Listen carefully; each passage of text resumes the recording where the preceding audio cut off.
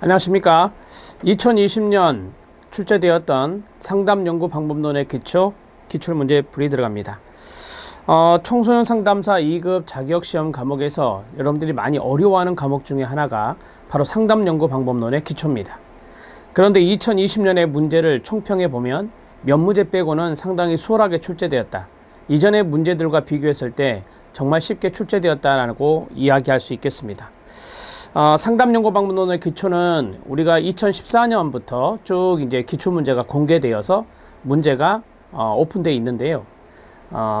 여기에는 정말 어려운 문제부터 시작해서 쉬운 문제까지 모두 다 망라되어 있습니다. 그래서 기출문제를 3번 이상 반복하면 상담연구방법론의 기초도 여러분들이 시험장에서 좋은 점수를 받을 수 있으리라 확신합니다. 그래서 기출문제 같은 경우 여러분들이 3번 이상 반복해서 강의를 들어주고 공식 같은 경우는 외워주고, 그리고 유사한 패턴의 문제가 있거든요. 그런 패턴의 문제는 형광펜을 치는 센스가 필요하죠. 왜? 그런 문제는 다시금 출제될 확률이 높기 때문입니다. 그렇게 해서 준비를 하시면 될 것 같습니다. 자, 26번에서부터 13문제, 38번 문제까지 보겠습니다. 26번 문제는 가볍게 볼 수 있는 문제인데 양적 연구에 관한 설명으로 옳지 않은 것은 입니다. 이번 시험의 특징이 양적 연구, 질적 연구 이런 것들을 구분하는 문제, 이런 특징을 물어보는 문제가 좀 다수 출제가 되었습니다. 첫 번째, 인과관계와 관련해서 원인과 결과를 분석하는 것이 가능하죠. 회귀 분석을 통해서 할 수 있습니다.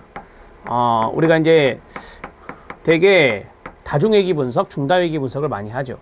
그 다음에 내부자적 관점이라는 단어가 나왔거든요. 중시에서 현상학적 전통을 뒤따른다. 이거는 질적 연구죠. 질적 연구입니다. 질적 연구는 연구자의 내부자적 관점 이런 것들을 가지고 현상학적 이론, 현상학적 연구, 질적 연구 중에 하나입니다. 그래서 현상학적 전통을 따른 것이 질적 연구가 되겠습니다. 자료를 수집하기 전에 구체적인 연구가설을 설정한다라고 했습니다. 연구가설 설정이 바로 연역법과 연관성이 있고, 이 연역법이 바로 양적 연구와 연관성이 있죠. 이렇게 정리할 수 있습니다. 일반적인 법칙을 발견한다. 그게 바로 이제 일반화와 연관성이 있는데, 일반화를 시도하는 것은 양적 연구라고 정리할 수 있죠. 양적 연구는 다수를 대상으로 하기 때문에 일반화가 용이하다. 이렇게 말할 수 있습니다. 바로 나오죠. 많은 수의 표본을 필요로 하며 확률적 표집 방법을 사용한다라고 했습니다. 되게 비확률적 표집 방법이 질적 연구에서 많이 이용된다면 확률적 표집 방법은 바로 양적 연구에서 활용된다. 이렇게 말씀드릴 수 있습니다. 답은 2번입니다. 쉽죠? 네, 어렵지 않게 할 수 있는 부분입니다. 전반부와 후반부로 나눴을 때 후반부가 더 쉽고 전반부가 좀 어려운 문제가 있습니다. 자, 27번 문제 들어갑니다. 27번 문제는 단순 암기법 문제죠. 확률 표집에 해당하는 것은 무엇이냐라고 했어요. 층하 표집이 확률 표집이죠. 네, 답은 1번이 되겠습니다. 편의 표집, 컨비니언스 샘플링은 우발적 표집 또는 우연 표집, 그 다음에 임의 표집, 이런 것들이 모두 동의어입니다. 그 다음에 할당 표집이 있고요. 유의 표집, 판단 표집, 의도적 표집, 이런 것들이 동의어가 되겠습니다. 눈덩이 표집은 누적 표집, 이 동의어가 되겠습니다. 이렇게 정리할 수 있습니다. 자, 확률 표집에 해당되는 것은 1번 암기법, 단, 층, 집, 팽, 개, 확률입니다.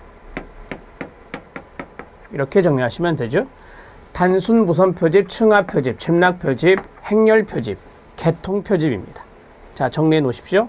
답은 1번입니다. 28번 문제 들어갑니다. 28번 문제는 별표를 치시고 타당도를 높일 수 있는 방법에 관한 설명으로 옳은 것을 고른 것은이다.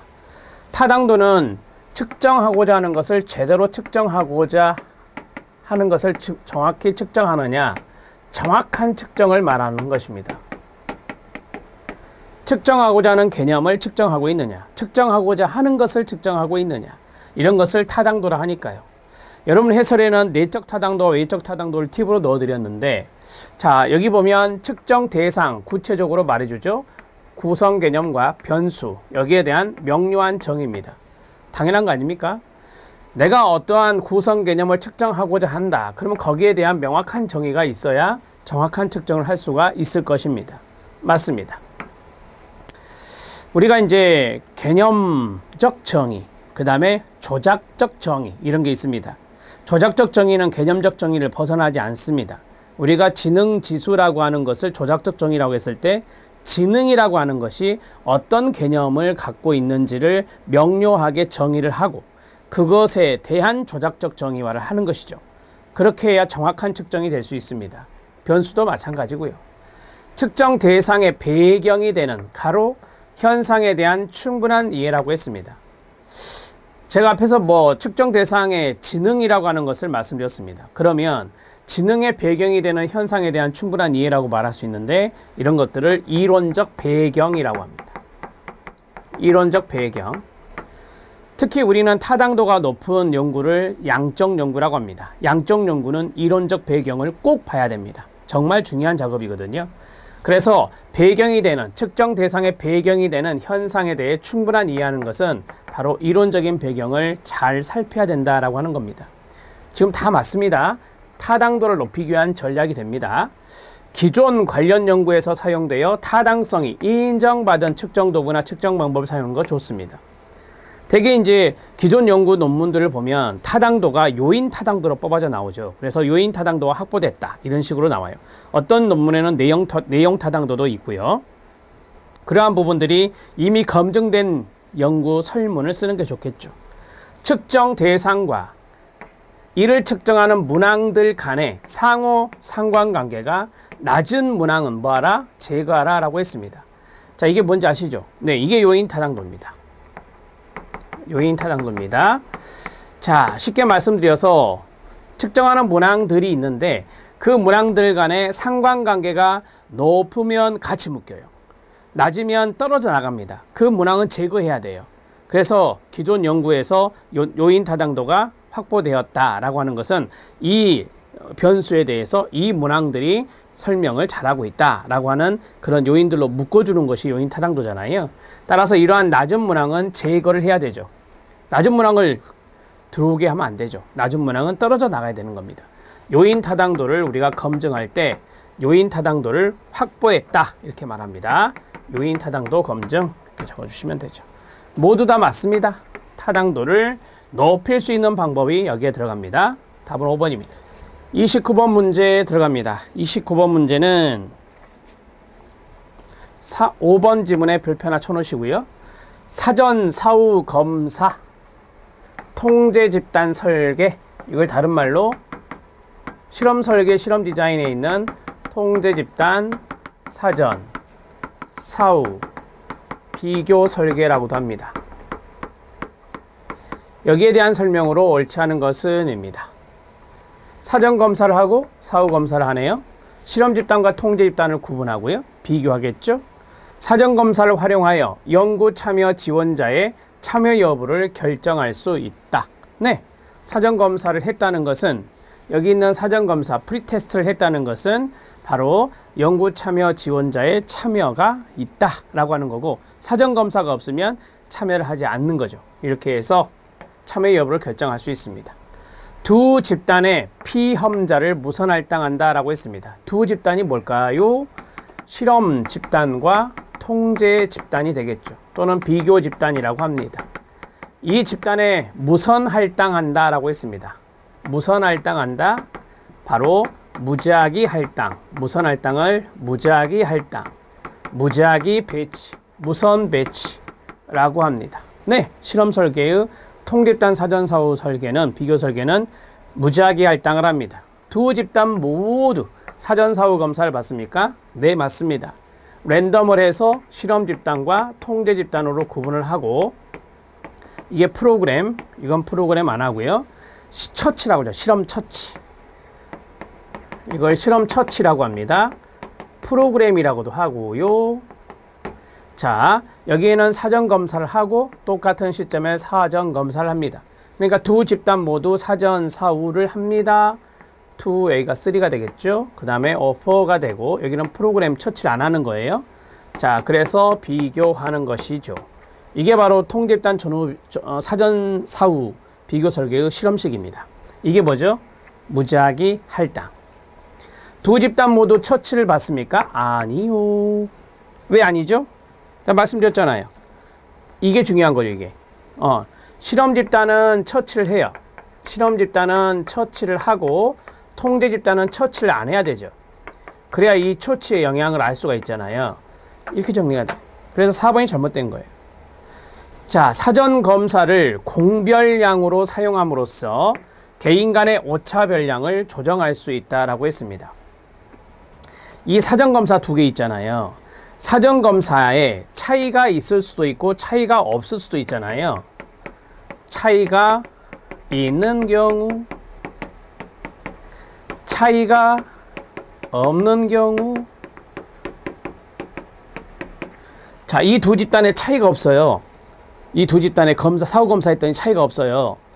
그럼 이거 보고 결정 내리면 되잖아요. 그쵸? 차이가 없는 경우 사후 검사로 비교하는 거예요. 차이가 없으니까, 사전검 차이가 없으니까 요거 비교하면 될 거 아닙니까? 그럼 만약에 차이가 있어요. 이럴 때 좀 문제가 되는 거죠. 이 두 집단에 차이가 있어요. 그러면 이제 이 사전검사에 영향이 있을 수 있잖아요. 그래서 공별량으로 사용한다라고 했어요. 이 사전검사를 공별량으로 통제하는 거예요. 공별량으로 통제를 해서, 자, 이 공별량으로 통제한다는 것의 그 분석이 공별량 분석이에요. 공별량 분석. 공분산 분석이라고도 하는 분석을 실시하는 거죠. 그래서 이 사전검사를 통계적으로 통제를 해요. 통계적으로 통제를 해서 비교를 하는 것이죠. 이 방법을 쓰는 겁니다. 자, 이것을 우리가 통제하게 되잖아요. 사전검사에 차이가 있는데 그걸 통제하게 되면 개인 간의 오차가 있을 수 있는데 그 별량을 조정할 수 있어요. 오차를 조정할 수 있다 그거죠. 아, 이 공별량을 통제하면 개인 간의 오차가 있는데 그 오차가 조정된다라고 하는 거죠. 이렇게 해봐야 정확한 데이터가 나올 수 있어요. 정확한 비교가 이루어질 수 있기 때문에 그렇습니다. 이 5번 질문은 좀 알아놓을 필요가 있어요. 사전검사의 차이가 있는 경우에는 이 사전검사를 공별량으로 사용해서 이 녀석을 통제해서 순수한 이 실험 처치와 순수한 결과, 순수한 실험 처치를 독립변수, 결과를 종속변수로 하죠. 그래서 순수한 독립변수가 종속변수에 어떻게 영향을 미치는지 사전검사의 영향을 배제한 상태에서 보는 거예요. 그게 바로 공별량 분석입니다. 5번 질문 알아놓으실 필요 있거든요. 답은 4번. 답은 쉽게 찾을 수 있어요. 5번 질문을 이해해야 돼서. 자, 됐고요. 이제 30번 문제 들어갈까요? 우리 이론에서도 이거 나왔었죠. 실험실 실험연구가 나왔어요. 말 그대로 실험연구인데요. 실험연구 같은 경우는 앞에서 말씀드렸지만 외생변수 통제하죠. 인위적인 조작을 합니다. 자, 통제와 인위적인 조작을 하는 것이 실험실 실험연구의 특징이죠. 옳지 않은 것은 이다. 통제를 했다? 그러면 인과관계를 규명하는 것이 실험연구 아닙니까? 인과관계 규명하는 게 뭔데요? 내적 타당도라고 하죠. 내적 타당도라고 해요. 그런데 이 녀석은 통제한 상태에서, 인위적으로 통제한 상태에서 조작을 해서 했기 때문에 일반화가 어려울 수 있어요. 그래서 외적 타당도라고 하는 것도 나와요. 그래서 통제를 해서 내적 타당도는 높을 수 있지만 어떤 인위적인 조작과 통제에 의해서 이루어지기 때문에 이것을 일반화하기는 어려울 수 있어요. 그래서 외적 타당도는 낮다. 뭐 이게 가장 기본적인 거니까요. 가외변인, 외생변인에는 표본의 편중위 현상이라든지 시험효과라든지 모방효과라든지 이런 것이 있을 수 있다라고 했습니다. 가외변인이라고 하는 것은 영향을 줄 수 있는 요인 이렇게 생각하면 돼요. 결과에 영향을 줄 수 있는 요인. 표본이 한쪽으로 치우칠 수 있어요. 예를 들어서 실험 집단 쪽으로 좀 치우치게 되면 이것을 우리가 뭐라 하느냐, 선발 요인이라고 하죠. 지금 이게 다 뭔지 아세요? 이게 내적 타당도 저해 요인이에요. 내적 타당도 저해 요인들이 발생할 수 있어요. 선발을 잘못해서 문제가 생길 수 있는 것, 그 다음에 같은 검사를 했을 때 검사 요인이라고 배우셨잖아요. 네, 친숙도가 높아져서 영향을 줄 수 있는 것. 모방효과는 통제 집단과 실험 집단이 확실히 분리돼야 되는데 그렇지 못했을 때 통제 집단이 실험 집단을 모방하는 거죠. 이거 이제 어떤 시험 처치의 확산이라고도 하는데요. 그런 모방 효과가 나타날 수 있다. 그래서 내적 타당도의 저해 요인이 발생할 수 있다는 게 문제점이 될 수 있습니다. 상담학 연구에서는 실험실 연구에 뭐가 있죠? 그렇죠. 모의 상담. 제가 모의 상담, 시뮬레이션 하는 거라 했습니다. 이게 이제 실험실 실험 연구 중에 하나죠. 맞습니다. 종속 변인에 영향을 미칠 수 있는 처치 변인 외에 가외 변인에 대한 통제가 중요하다. 말씀드렸잖아요. 이런 가외 변인에 대한 통제, 이런 것들이 필요하다라고 했어요. 가외 변인이 잘 통제가 안 되면 이 실험실 실험 연구가 조금 결과가 좀 좋지 않게 나올 수 있습니다. 처치, 자극, 환경 조건을 인위적으로 말씀드렸죠. 조작하여, 통제하여 종속 변인이 어떤 변화를 보이는지를 분석한다. 이게 개념이네요. 이게 개념이잖아요. 이 처치가 뭐겠어요? 실험 처치가 되겠죠. 이것을, 이 조건을 인위적으로 조작한다라고 했어요. 여기는 하고 여기는 안 하고, 이런 것들 조작이라 하죠. 자, 그리고 통제한 상태에서 종속 변인이 어떻게 변화되는지 이걸 보는 것이다. 이게 바로 실험실 실험 연구의 개념이에요. 실험실 실험 연구의 개념이라고 보시면 되고요. 자, 마지막 현장 동그라미. 현장 실험 연구에 비해서 외적 타당도가 낮은 편이죠. 낮은 편이다, 이렇게 보시면 돼요. 쉽게 말씀드리면 현장성이 있으면요, 일반화가 쉽죠. 현장성이 있으면 우리가, 여기는 실험실에서 한 거고 여기는 실험실에서 한 거고 여기는 현장에서 하는 거니까 현장 실험 연구 같은 경우는 외적 타당도가 높거든요. 그래서 거기에 비해서는 실험실 실험 연구가 외적 타당도가 낮다라고 말할 수 있습니다. 자, 이 정도 정리를 해드렸고, 여러분 해설을 잠깐 보시면요, 실험실 실험 연구, 현장 기술 연구, 현장 실험 연구, 실험실 기술 연구, 이렇게 돼 있어요. 자, 여기에 보면 현장 실험 연구가 나왔죠. 현장 실험 연구가 3번에 있잖아요. 현장성도 있고 실험도 있잖아요. 그래서 이 녀석은 내적 타당도도 높고 외적 타당도도 높다. 가장 이상적인 설계라고 말할 수 있죠. 현장 실험 연구가 내적 타당도도 높고 외적 타당도도 높은 거예요. 자, 거기 보면 가장 이상적인 실험 설계다. 실험 연구이지만 실험실 연구에 비하면 실험 변인 이외의 변인을 통제하기가 어렵다. 왜? 현장성이 있으니까. 그래서 실험실이냐 현장이냐 거기에 따라서 이상적인 설계에 해당될 수 있지만 실험 변인 이외의 변인을 통제하기 어렵다. 그 이유는 현장이란 말이 들어가서 그렇다. 제가 이거는 이론 때도 말씀을 드렸던 것 같고요. 자, 답을 해결했습니다. 답은 5번입니다. 자, 이제 31번 문제 들어갈까요? 자, 실험 연구의 타당도가 나왔는데요. 옳은 것은입니다. 자, 여기 보면 외적 타당도가 보이시죠? 내적 타당도가 보이시죠? 이 문제는 내적 타당도와 외적 타당도를 물어보는 문제인데요. 대개 이제 이런 것들이 실험 연구에서 많이 나와요. 외적 타당도는 실험 결과를 다른 대상이나 상황에 적용할 수 있는 것을 뭐라 하죠? 일반화라고 합니다. 일반화 정도를 나타내는 것이 외적 타당도라고 배우셨습니다. 맞습니다.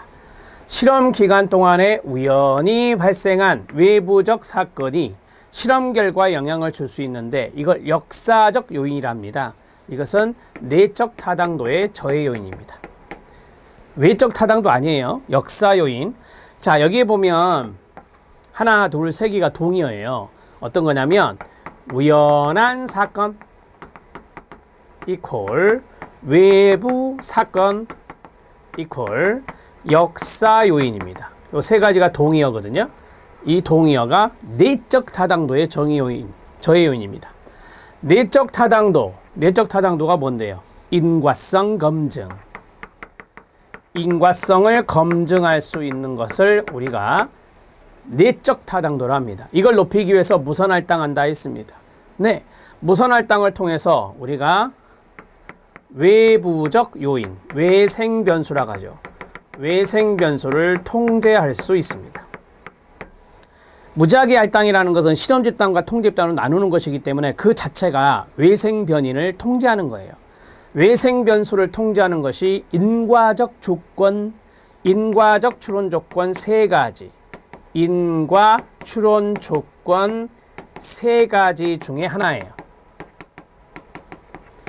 인과적 추론 조건 세 가지가 뭔데요? 독립 변수가 앞에 와야 된다.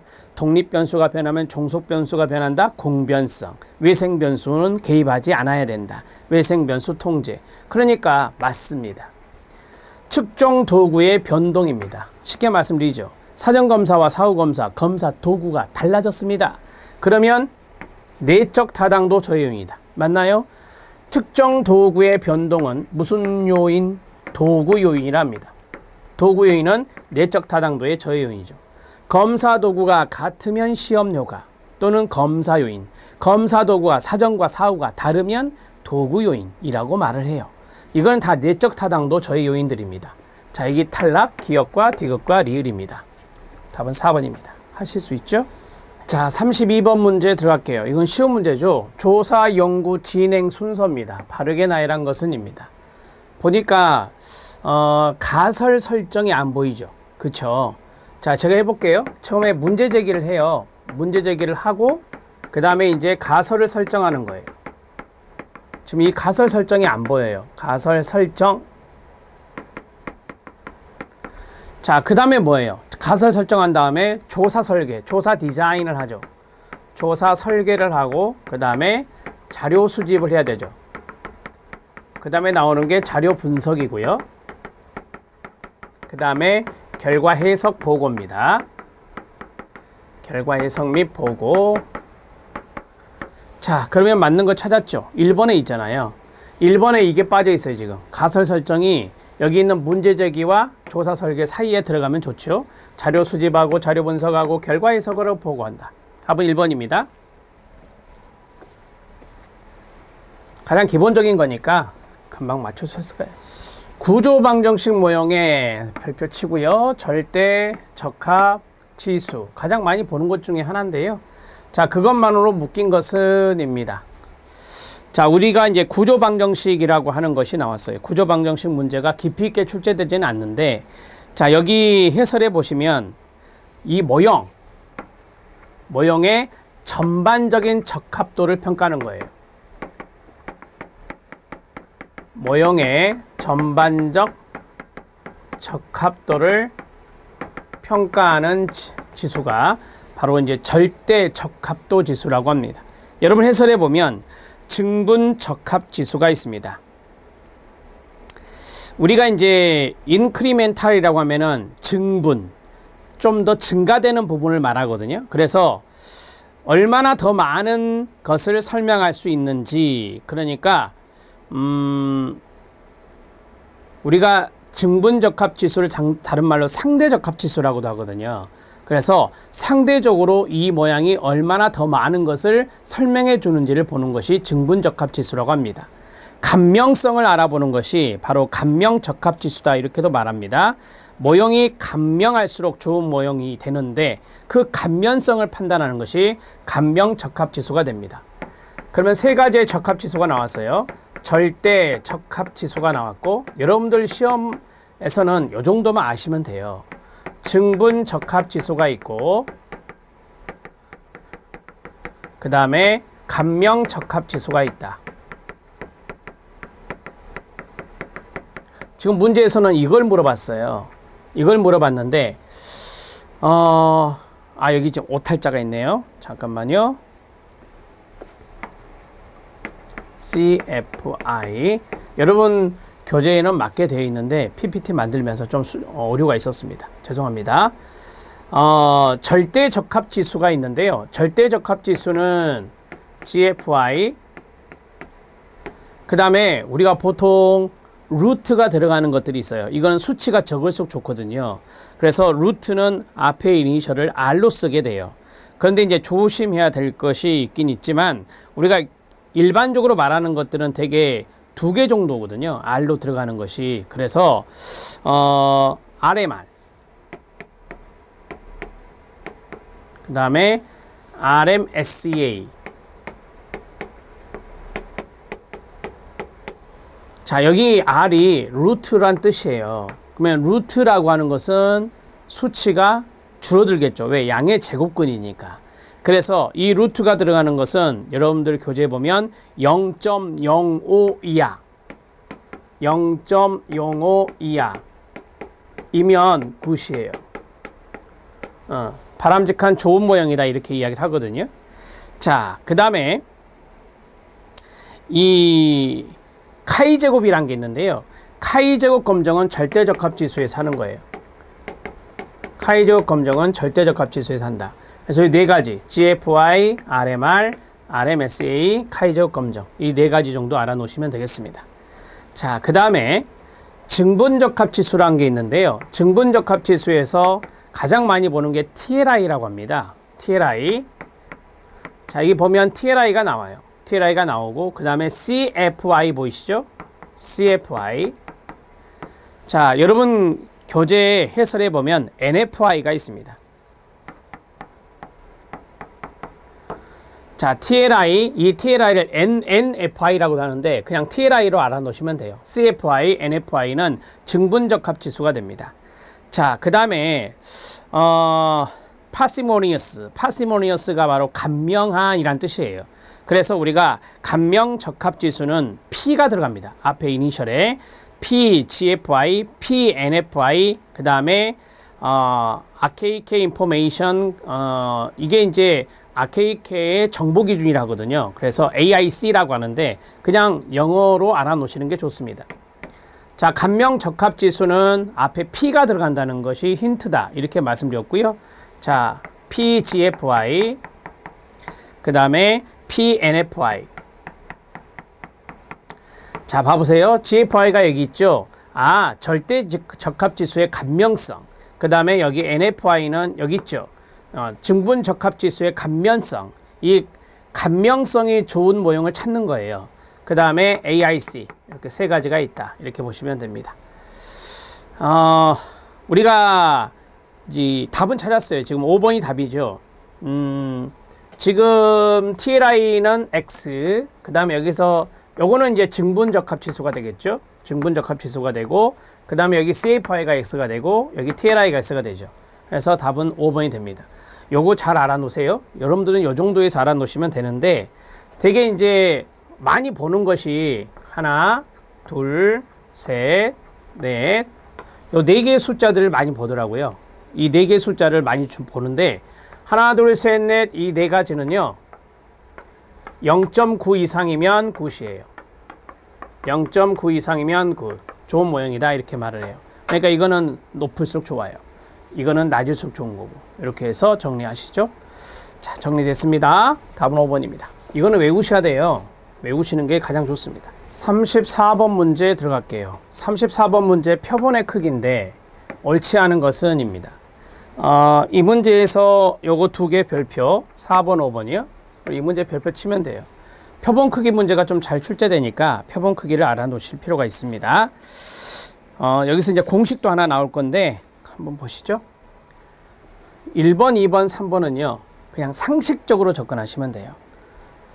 모 집단 구성원의 특성이 다양해요. 모 집단 구성원의 특성이 아주 다양해. 남녀도 있고 노소도 있고 막 그래요. 골고루 뽑혀야죠. 표본의 수는 커져야 됩니다. 당연한 거 아닙니까? 당연할수록 커야 돼요. 다양할수록. 그 다음에 추정치 적합도의 정도나 시간과 비용 제한 등을 고려해야 된다라고 했는데 맞습니다. 자, 우리가 이제 추정치의 정확도라고 했잖아요. 3번을 볼까요? 추정의 정확성이 바로 이거예요. 추정치 정확도가 이거예요. 그러면 3번을 상식적으로 접근해 보실래요? 표본수가 줄어들수록 모집단에 대한 추정의 정확성이 높아진다라고 했어요. 틀리죠. 낮아지죠. 자, 예를 하나 들어볼게요. 10,000명이 있어요. 10,000명이 있는데 이 10,000명 중에서 1,000명을 뽑을 때랑 이 10,000명 중에서 9,000명을 뽑아요. 표본으로. 이게 표본이에요. 표본. 어떤 게 모집단, 이 모집단에 대한 추정의 정확도가 높아질까요? 당연히 이거 아닙니까? 추정의 정확도가 높아지죠. 9,000명일 때가 모집단에 대한 추정의 정확도가 높아져요. 그러니까 표본이 늘어나면 늘어날수록이죠. 늘어나면 늘어날수록 모집단의 추정의 정확도가 높아진다 그러든지 표본수가 줄어들수록 모집단에 대한 추정치가 낮아진다라고 해야 돼요. 이해됐죠? 네. 그러면 추정치의 정확도도 고려해서 표본 크기 결정하고 시간과 비용도 고려해서 표본 크기 결정해야 되겠죠. 연구자가 시간과 비용이 부족해요. 그러면 표본수를 많이 할 수 없어요. 됐습니다. 아, 답을 해결했네요. 답은 이거네요.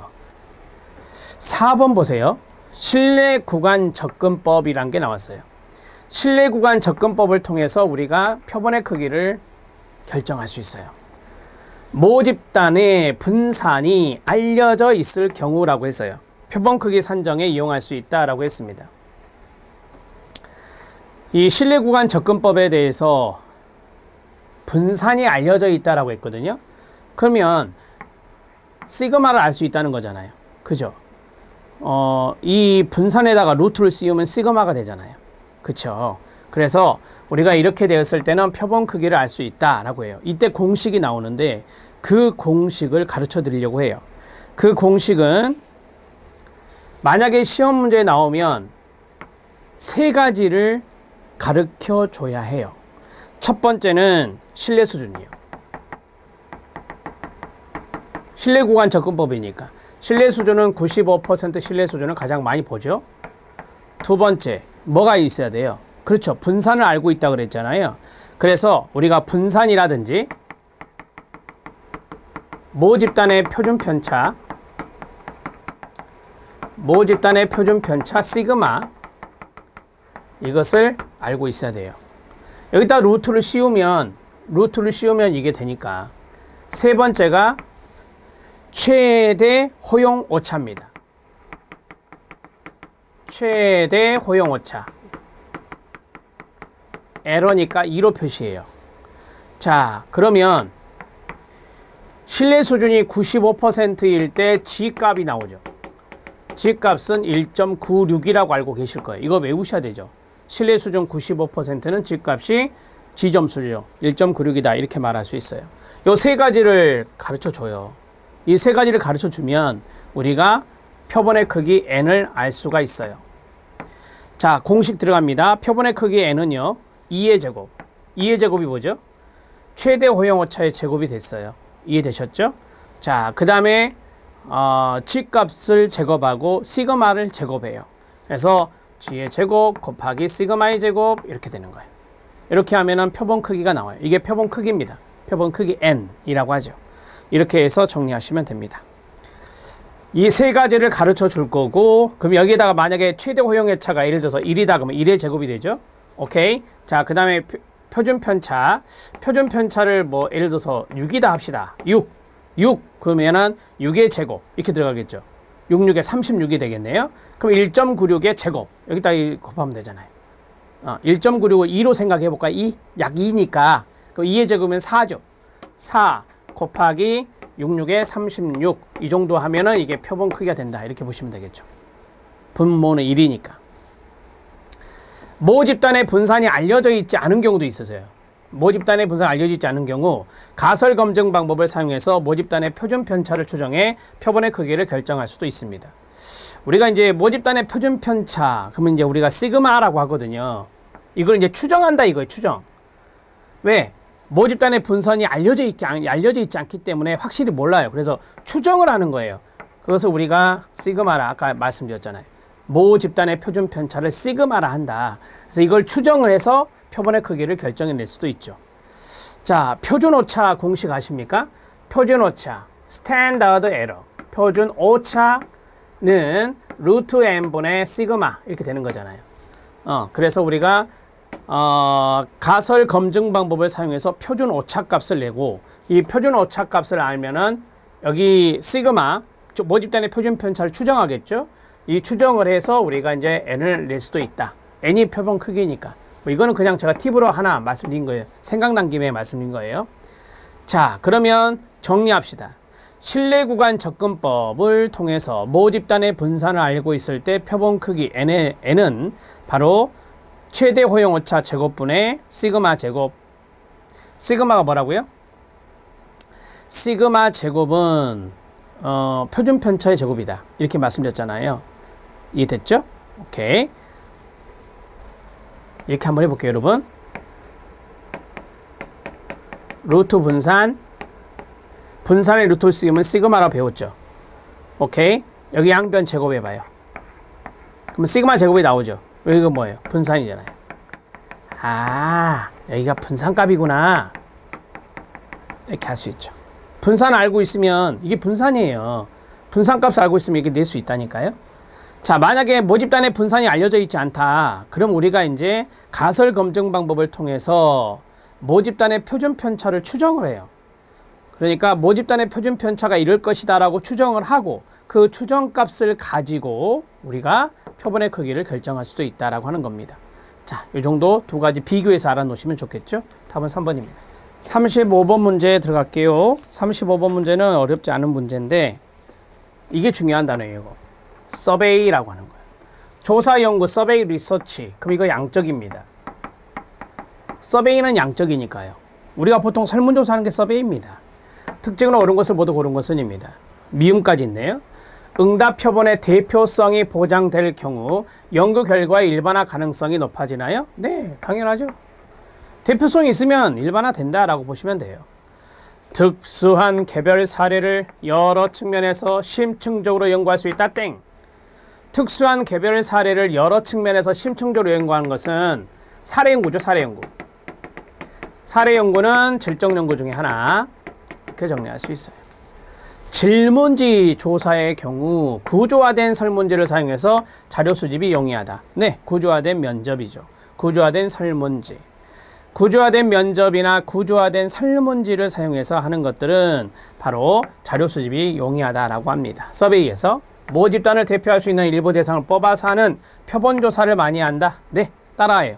서베이는 표본조사로 한다. 시작. 서베이는 표본조사로 한다. 대인 면접이죠. 조사의 경우 조사자, 응답자 간의 상호작용이 응답에 영향을 미칠 수 있나요? 네, 그렇습니다. 익명성이 결여되어 있죠. 면접이니까 익명성이 결여되어 있어서 편견이 높아진다.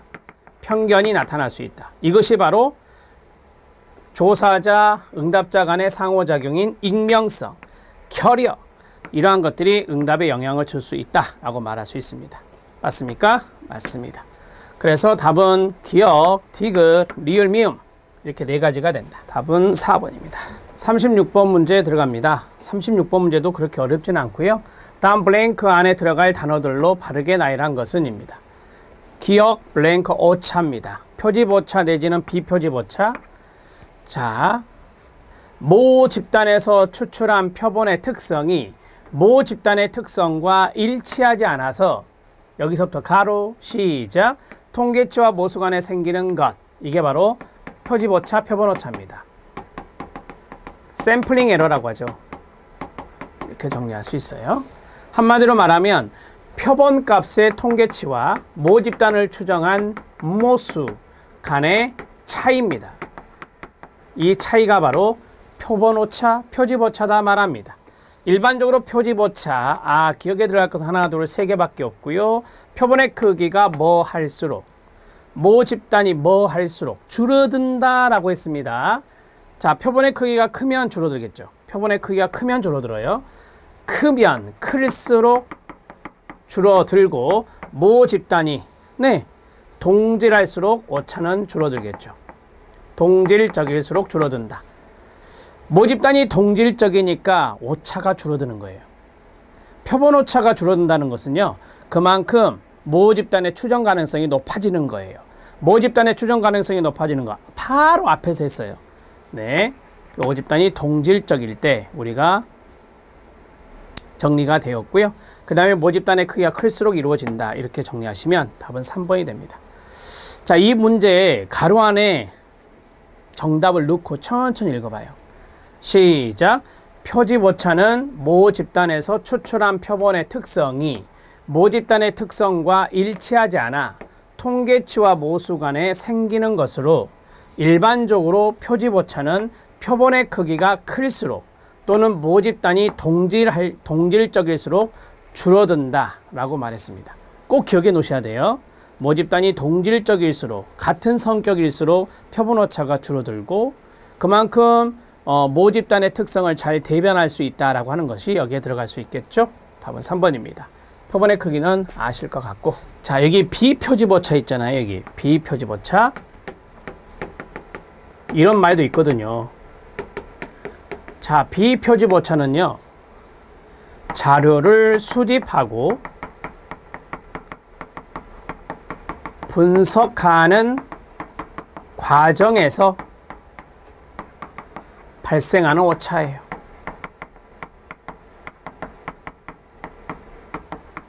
그걸 비표지보차라고 해요. 전수조사에서도 나타나고 표본조사에서도 나타나는 거예요. 이거는 전수조사에서도 모집단을 전체 조사하는 전수조사에서도 나타나고 표본조사에서도 나타나는 거예요. 그러나 아까 했던 표집오차는요, 표본조사에서만 나타나요. 왜? 표본조사 값을 가지고 모수를 추정하는 거니까. 자, 이렇게 정리하시면 되죠. 팁으로 말씀드렸습니다. 37번 문제에 들어갑니다. 37번 문제는 별표 쳐야 되겠죠? 쉐페라고 있습니다. 쉐페 검정입니다. 우리가 분산 분석을 해요. 세 집단 이상의 평균 비교를 할 때 차이 검정을 하거든요. 그게 분산 분석이에요. 별량 분석이라고도 하고요. 아노바라고 하죠. 자, 그러면 세 집단 이상의 평균 비교에서 차이가 있었다.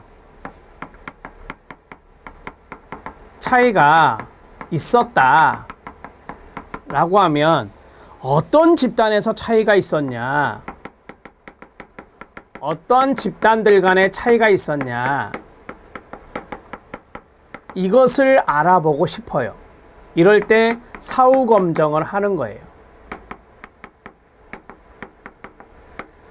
이럴 때 사후 검정을 하는 거예요. 여기는 그냥 전반적으로 통계적으로 차이가 있었다라고만 가르쳐 주는 거고요. 그러면 어떤 집단들 간의 차이가 있었느냐라고 사후 검정을 하는 거죠. 이게 필요해요. 꼭 필요해요. 사후 검정은 쉐페 검정, 터키 검정, 뉴만클스 검정, 덩컨 검정, 그 다음에 본페르니 검정, 이런 검정들을 많이 하거든요. 하는데 지금 쉐페 검정이 나왔습니다.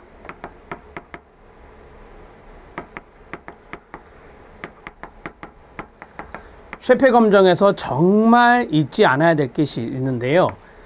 가장 보수적이에요. 가장 보수적이라고요. 그래서 통계적 검정력이 낮아요. 웬만하게는 유의하게 나오지 않아요. 그래서 통계적 검증력이 낮아요. 통계적 검증력이 이종 오류와 연관성이 있죠. 이종 오류를 범할 위험이 높다는 거예요. 이게 높으면 이게 낮아지는 거니까. 그럼 반대로 이종 오류가 높아지면 일종 오류는 줄어드는 거죠. 유의 수준과 연관성이 있는 일종 오류는 범하기 어렵고 이종 오류를 범하기 쉬워서 통계적 검증력이 낮구나. 그걸 가장 보수적이다 이렇게 말을 하는 거예요. 이해됐죠? 자, 그 다음에 이 녀석은 여기 문제도 나오지만 집단의 사례수가 다른 경우에도 가능해요. 쉽게 말하면 이 집단과 이 집단과 이 집단의 안에 구성원 수가 10명씩 있어요. 그럴 때도 쓸 수 있고 다를 때도 쓸 수 있어요. 10명, 5명, 7명일 때도 쓸 수 있다 이거죠. 자, 그 다음에 두 번째는 단순 쌍비교뿐만 아니라 또는 복합 쌍별 비교도 가능해요. 이게 무슨 말이냐면 집단 하나와 집단 하나 하나하나 이렇게 쌍으로 해도 된다라고 하는 거고요. 예를 들어서 A, B, C가 집단이 있어요. 집단 세 집단 이상이니까. 그런데 B하고 A 플러스 C 이게 뭐냐면 그거예요. 복합쌍비교예요. 그 다음에 C, A 플러스 B 이렇게도 가능하다는 거죠. 이게 바로 복합쌍비교예요. 이것도 가능하다라고 하는 거예요. 이해되죠? 오케이. 하나씩 1대1 대1 이렇게 단순 쌍비교도 가능하고 이렇게 묶어가지고 해도 된다라고 하는 거죠. 이게 복합쌍별 비교라고 하거든요. 이해되셨죠? 네. 이거 딱 보면서 느낀 점 없으세요? 사례수가 다른 경우에도 가능하고 단순쌍뿐만 아니라 복수쌍별도 된대요. 융통성이라고 그래요. 융통성이 높아요. 제가 이걸 써드린 이유는 통계적으로는 보수적이지만 어떤 실시적인 측면에서는 융통성이 있어요. 요걸 좀 알아놓으실 필요가 있거든요. 쉐페에서. 아셨죠? 처치 집단의 사례수가 다를 경우에도 사용할 수 있어요. 사후 비교 방법 중에 가장 융통성이 있고 말씀드렸죠. 일종 오류에도 강한 검증법이에요. 일종 오류에 강하다는 것은 일종 오류에 범할 가능성이 낮다라고 하는 겁니다. 그 다음에 디귿 별표. 여러분 우리가 분산 분석은요. 등분산성, 정규성 이런 게 기본적으로 가정이 돼야 돼요. 그런데 정규성이나 등분산성을 충족하지 않더라도 큰 영향을 받지 않는다라고 해요. 이거는 그냥 외우셔도 돼요.